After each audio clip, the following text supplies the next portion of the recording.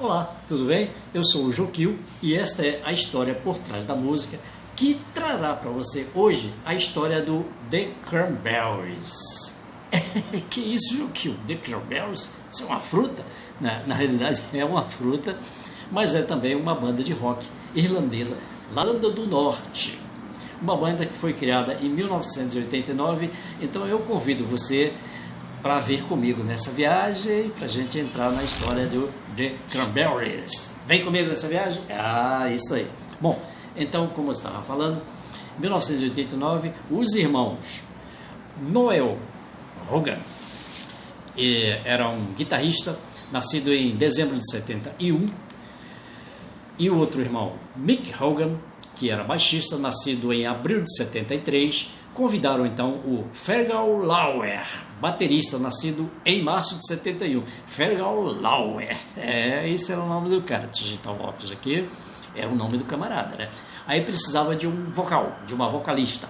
Então eles convidaram lá, fizeram um concurso meia boca lá, meio chifre, e convidaram Dolores O'Riordan para fazer fazer o vocal, né? A Dolores nasceu em setembro de 71 também, era todo mundo contemporâneo. A Dolores tinha o nome de Dolores Mary Ellen O'Riordan Burton. Burton veio no final porque era do marido, né? Então era o nome da família. Bom, e eles criaram essa banda então na cidade de Limerick, uma cidade com pouco mais de 200 mil habitantes, ficava ali na região quase central da Irlanda. Mas vamos voltar lá ao The Cranberries, que é aquela fruta. Na realidade o nome da banda no início era Cranberry Saw, S-A-W. Aí ficou The Cranberries, que é uma fruta típica lá da região, né? Mas aqui no Brasil tem também, só que aqui tem alguns nomes diferentes. E um deles é oxicoco. Você por acaso já comeu oxicoco? Já provou oxicoco? Ou cranberries? Então, se você já provou, você vai falar para mim nos comentários, que eu quero depois provar também. Mas primeiro eu quero que você aprove, tá bom? Faz esse favor, vai lá nos comentários do vídeo, lá embaixo tem um campo ali só para comentar, e coloca lá para ver se vale a pena, né? Pois bem, como eu falei, eles começaram a sua carreira já em 1989, e em 93 estavam lançando um disco, né? Demorou um pouco, mas em 93, 1º de março, eles estavam lançando o seu primeiro disco. E eu vou pedir a você, para não rir da minha cara, porque eu vou tentar falar o nome do disco deles aqui, um nomão assim, comprido, em inglês, né? Meio complicado. Então era Everybody Else Is Doing It, He Can't Do It. Menino. Isso era uma pergunta, né? Eles perguntavam o seguinte: se todos estão fazendo, por que nós não podemos? Né? Tipo assim, pô, se todo mundo está fazendo, por que a gente também não pode fazer? Né? Então, e nesse disco veio então, já começou com o pé direito, né? Porque ele fez bastante sucesso, e eu separei duas músicas aí interessantes que tocam até hoje nas rádios, né? Uma é o Dreams. Oh, my dreams. La, la, la, la, la. Você deve ter ouvido aí, e é melhor ouvir na voz deles do que na minha, né? Bem melhor, né? Bota aí depois, vai no YouTube, vai no Google aí, digita The Cranberries para ouvir esta e as outras. E tem uma outra música que eu também gosto muito, que fez muito sucesso também, faz até hoje, que é Linger. Linger. É muito legal também. Eu achava que essa música, fui enganado durante vários anos achando que fosse a Suzanne Vega, que é uma cantora americana que tem uma voz parecida, que fosse a Suzanne Vega que cantasse essa música, mas não é. É The Cranberries, né? Então eles fizeram bastante sucesso já nesse primeiro disco, inclusive nos Estados Unidos, porque eles eram lá da Irlanda e foram fazer sucesso nos Estados Unidos, onde colocaram o disco dele, as músicas dele, no top 20 da Billboard, o que não é para qualquer um. Top 20 da Billboard é para música que é música, né? Ele só aceita música boa lá, né? E ficou classificada entre o top 20 e bastante sucesso. E essas músicas, então, Linger e Dreams, foram as mais destacadas, né? Bom, aí, já em 1994, eles estavam lançando o seu segundo disco, e o nome desse segundo disco, na realidade foi em maio de 94, era No Need to Argue. No Need to Argue. Depois você entra aí e procura a tradução, por gentileza, me ajuda nessa, tá bom? E teve uma música que eu gosto muito, que eu também ouvi durante muitos anos achando que era outra, cantava, é aquela Ode to My Family, é uma espécie de uma homenagem bem íntima, bem gostosa à família, pai, mãe, etc, né? Começa assim, tchu tchururu, tchu tchururu, tchu tchururu. Menino, eu sei que você já ouviu muito essa música e você deve ver quem canta essa música. Não sabia também, assim como eu, né? Não sabia. Agora você vai ficar sabendo. Eu sei que você é curioso, você vai pesquisar, né? E vai ficar sabendo que essa música é do The Cranberries, né? E esse disco trouxe mais notoriedade, é um palavrão, né? Para a banda, né? Bom, mas teve uma música especial que deu assim um tom para esse disco, que tem uma razão especial de ser, que é a música Zombie, né? Na realidade é Zumbi. A sirene do carro passou aí tentando atrapalhar, não vai atrapalhar, vamos prosseguir assim mesmo. Então essa Zumbi, essa música foi referência aos zumbis, e ela fez essa música, a Dolores, crianças que morreram vítimas de um atentado terrorista quando 2 bombas explodiram em lixeiras na cidade de Warrington. Não é Washington, é Warrington, lá perto da Inglaterra, por ali. Essas 2 crianças foram mortas quando essas bombas colocadas pelo IRA.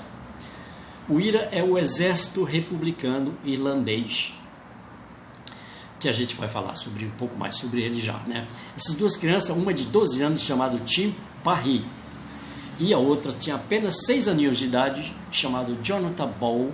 Esses meninos foram à cidade comprar cartões para dar de presente para a mamãe, que era véspera dos Dias das Mães. E aí foram vítimas desse atentado terrível, estúpido, né? Que acontecia naquela época. Bom, então vamos lá. O Exército Republicano Irlandês, chamado também de IRA, para quem viveu nos anos 90 sabe muito bem, para quem viveu e se liga nas coisas, sabe muito bem de que eu estou falando. Na realidade, ele foi criado em 1919. Essa confusão, essa briga já vinha desde os séculos passados, né? Por quê? A Irlanda era habitada por maioria protestante e a minoria católica não tinha muita vez. A maioria protestante, tipo presbiterianos e outros, que mandava, que escolhia os presidentes, deputado, vereador, senador, prefeito, e eles mandavam, né? E era a maioria, exatamente por isso eles mandavam, né? E a minoria, e eles eram unionistas, os protestantes eram unionistas e os católicos separatistas, onde saiu o Exército Republicano Irlandês. Separatista é quando você quer se separar, e unionista é quando você quer se unir. Então, entendeu? Quando alguém perguntar para você sobre isso, você já sabe, né? Então, em 1919, logo depois da Primeira Guerra Mundial, aquela guerra que a Europa inteira estava envolvida, eles, logo depois do término, em 1919, eles fizeram uma guerra civil entre eles mesmos. Lá morreu muita gente, guerra violentíssima, para a separação. Mas não conseguiu, acabou que terminou em 1921 e ninguém se separou de ninguém, aí acabou continuando tudo do jeito que estava mesmo, né?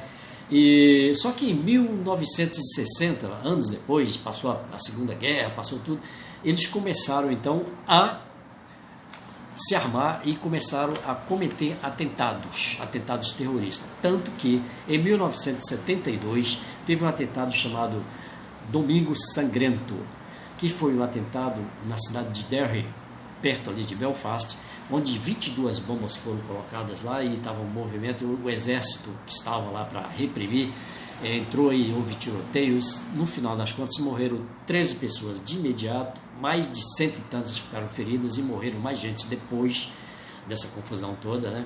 Inclusive esse episódio ficou conhecido na música do U2, quando ele fez uma música chamada Sunday Bloody Sunday, né? Sunday Bloody Sunday, você já deve ter ouvido, pesquisa que você vai ouvir outra vez, e faz referência a esse atentado terrorista. Entra lá depois no YouTube que você vai gostar, né?